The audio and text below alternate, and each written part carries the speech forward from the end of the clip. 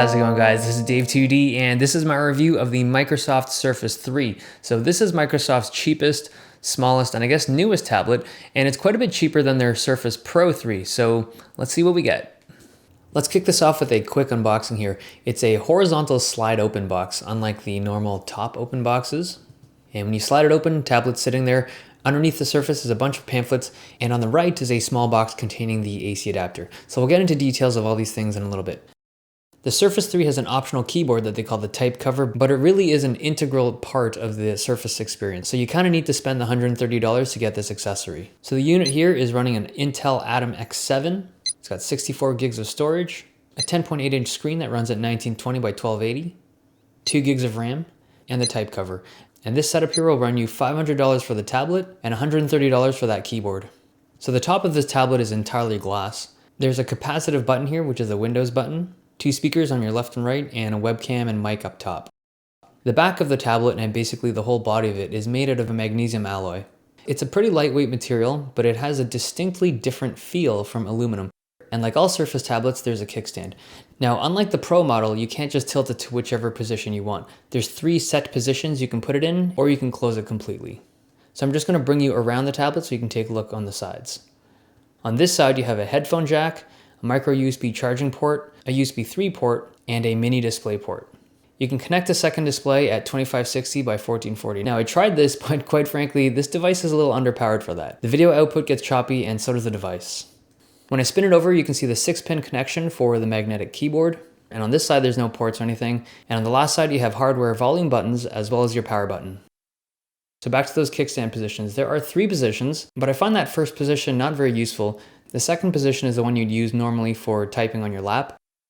And the third position, well, if you're standing and looking down on the surface, like if you're cooking and looking at a recipe, this kind of works for that, but it's not a great angle. Typing on the keyboard isn't particularly comfortable, so this is the second position. And after a few minutes, the kickstand kind of digs into your legs, and the whole experience just feels really cramped. I've used Surface tablets before, and I used this one for over a week, and I think that's just the way it is. It's not a very comfortable notebook experience. Now, the keyboard is actually pretty good. It's tactile, it's clicky, and I love that blue color.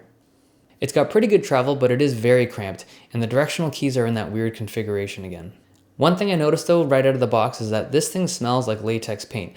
Like a freshly painted room, it just smelled like paint. Now after a couple of days, it kind of off-gassed itself and it doesn't smell anymore, but it does smell weird at first. Now the trackpad, okay, this thing probably deserves a video of its own. This trackpad is incredibly small. It's about the size of a matchbox, but it is one of the best trackpads I've ever used in a Windows-based machine, and I've used a lot of them. It's super smooth, it tracks well, it clicks well, and seriously, I wish a larger version of this trackpad was on every single Windows machine out there. Okay, onto the display. It's a 1080p touchscreen, and it looks really nice. Microsoft gave the Surface 3 a much more tablet-friendly screen ratio, so movies and TV shows still look good, but it's much more usable for just the regular tablet experience. The viewing angles are pretty good, but because it's a gloss screen, you're going to have some reflections. Overall though, I think it's a really great screen. And just out of curiosity, I threw a spider on there. I had to run it at lower res, but it comes in at 74% for Adobe RGB, which was surprisingly good for a tablet like this. Drive speeds were surprisingly low. Now, just for reference, a good consumer-grade SSD would get about 400 or 450 megabytes per second read and write. So these numbers are pretty disappointing. But to be fair, on a device like this, you're probably not going to be needing super fast drive speeds anyways. There is one other port on this device, so underneath the kickstand, there is a slot for a mini SD card. The only mini SD card I have is the one on my dash cam, so I popped it in and I just wanted to see if it could play 1080p movies, and it can. The video ran really smooth and tracking was quick as well. So keep in mind that you can upgrade your storage for media files pretty easily with these cards. The rear-facing camera is 8 megapixels. It works, but it's a tablet camera, so whatever. There's 2 speakers on the front and they sound okay. I mean, they're great for a tablet, but they're pretty quiet for a notebook. Here's what they sound like.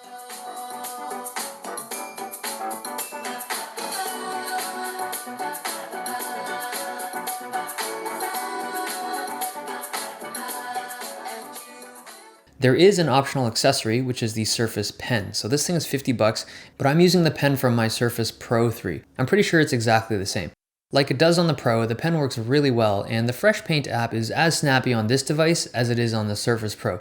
Now, there is a bit of a hiccup when changing colors and brushes sometimes, but for the most part, it feels pretty good. Now, personally, I don't use the pen much on these tablets. The tech is pretty good, but I can't draw freehand at all, so I just never use it for that. Now, for people who do like to draw though, this combo is nice. It has good pressure sensitivity and there isn't much lag, even running on the Atom processor. For note-taking and handwriting, I've tried this a lot on the Surface Pro 3, and I just never liked it. I'm sure some people love this function, but my handwriting is already bad, and writing on a tablet just amps that up. So yeah, it's just not for me. But if you're interested in this kind of tech, the Surface tablets do it well. I took some thermal footage while this thing was running Prime 95, so that's a benchmark program. It's pushing all 4 cores, and I wanted to see how hot this thing got, and it's really pronounced when you look on the back of the device. It's actually pretty warm there, but you tend not to hold it at that spot, so it's not a big deal. As expected, gaming on this thing isn't great. I was getting about 20-25 frames per second for Dota and Heroes, and for League I was getting a little bit better, but it's still not playable, and when there's a lot of stuff on screen, the frame rates drop to single digits. Counter-Strike was similar. I mean, the frame rates were a little better, but in general, this is definitely not a gamer's device. And to round this off, just a little bit about battery life. I got about 7.5 hours browsing the web, and also about 7.5 hours playing videos off the drive. These numbers are actually pretty good for a notebook, but it's kind of cruddy for a tablet, so I guess it really depends on how you want to look at this device. The AC adapter is pretty small, it's only 13 watts, but it takes a surprisingly long time to charge this thing. You actually want to put it to sleep to charge it at a respectable rate. We're talking like 5.5, 6 hours to charge it from 0 to full if you're not using it. And if you're using it lightly, we're talking like 12 plus hours. But if you're watching a movie or something, it's not even going to charge. It's just going to power the device. So it's kind of crazy. I feel like they should have given a more robust charging system, but I think this is the best that micro USB 2.0 can do. Okay, so the bottom line, when you use the Surface 3 as a notebook, it's not a great experience. The screen is small, the keyboard is small, the trackpad is small, and even though everything works reasonably well, it's not a very enjoyable experience. You can get work done, but you kind of make compromises to be able to get it done, and you're not very comfortable doing it. And the same thing applies when you're using it as a tablet. So as a tablet, it's a little bit better than when you use it as a notebook, but again, it's still an uncomfortable experience. It's not very ergonomic, and Windows 8.1 never felt like a great tablet OS to begin with, and it just doesn't, the whole product feels kind of mediocre. It's not about the performance of the device. I mean, the device was never designed to be super fast, so I'm actually very content with how it performs. The hardware is actually pretty solid. The screen, the keyboard, the trackpad, all mechanically very good. The problem lies in usability. I feel like the user experience is really compromised whether you use it as a tablet or a notebook. It's uncomfortable, it's cramped, and there's edges that dig in when you use it as a tablet, and it just feels like I've settled for mediocrity.